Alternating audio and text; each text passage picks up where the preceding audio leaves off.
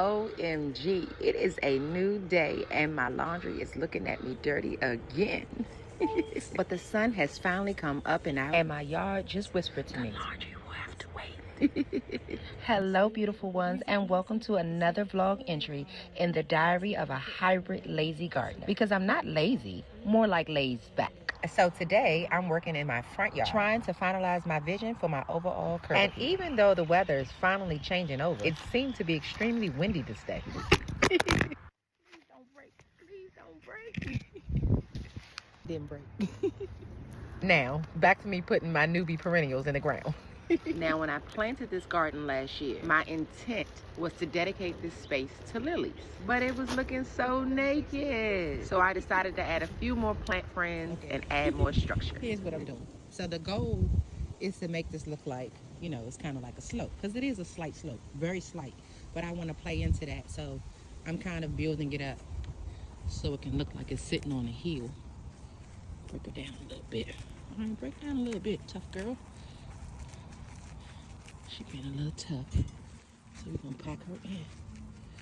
And then, yeah. On to the next.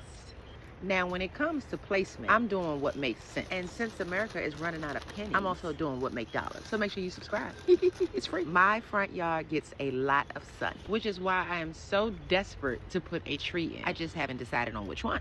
But I have decided on this yucca though. My favorite part to do. Now let's talk about yuccas for a sec before I get into this haul, because I'm really considering spreading the yucca love throughout my garden because they're very low maintenance and they give head of the household vibes. All they require is a little water, sun, and they will grow and lead the way. Now on to this Japanese hollyhock. She's another one of my perennial newbies. And originally I had a Japanese hollyhock there, but I wasn't taking care of her, so she was hollyhock. Now she's not really called a Japanese hollyhock, but it is called a holly shrub. But I decided to bring one back and be more intentional. So hopefully we can come up with a new nickname for her. Now I decided to plant her here because I'm getting ready to carve out a walkway and I want Holly to be the entry point. I think that's good enough. Now this is probably going to appear to be a little crazy, being as though I just talked about Holly being hot. Now you're about to meet Miss Cypress being hacked. Now the sole purpose of me cutting her is to actually help her roots establish better in the ground. But this knife just was not cutting it, literally. So I had to go in with a more aggressive approach.